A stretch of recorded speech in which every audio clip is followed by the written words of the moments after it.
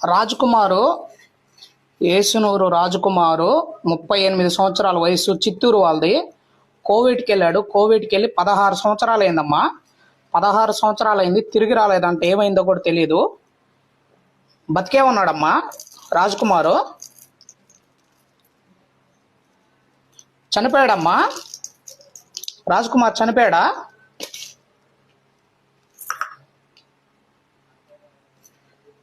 చనిపోయాడా? భారతదేశంలోనే చనిపోయాడమ్మా. భారతదేశంలో చనిపోయాడా? కోవిడ్లో చనిపోయాడా? కోవిడ్లో చనిపోయాడు రాజకుమారు. 16 సంవత్సరాలు అయింది ఇంతవరకు. కోవిడ్కి వెళ్ళి ఇంకా తిరిగి రాలేదు. చూసుకోండి అమ్మా తల్లి, చిత్తూరు మీది. ఏసునూరు రాజకుమార్ అమ్మ.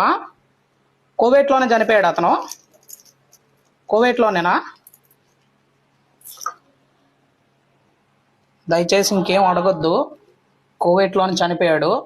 మీరెవరైతే నా నుంచి మీరు ఇంట్లో కూర్చొనే హెల్ప్ అడిగారు, ఈ హెల్ప్ని ఖచ్చితంగా చేస్తాను. మిగతా ఏం డీటెయిల్స్ అడగొద్దు. కోవిడ్లోనే చనిపోయాడు, భారతదేశంలో చనిపోలా. మీరు ఎవరైతే నా నుంచి హెల్ప్ కోరుతున్నారో నేను హెల్ప్ చేస్తున్నా కదా, మీరు కూడా సొసైటీకి మీ వంతు హెల్ప్ చేయండి.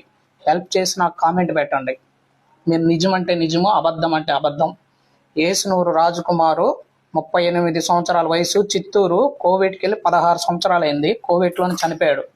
ఆల్రెడీ రీసెర్చ్ అయిపోయింది. ఇది మీ వీడియో కోసం చేస్తున్నా సింపుల్గా. మిగతా అన్నీ నాకు తెలుసు, మీకు ఎవరికి చెప్పను.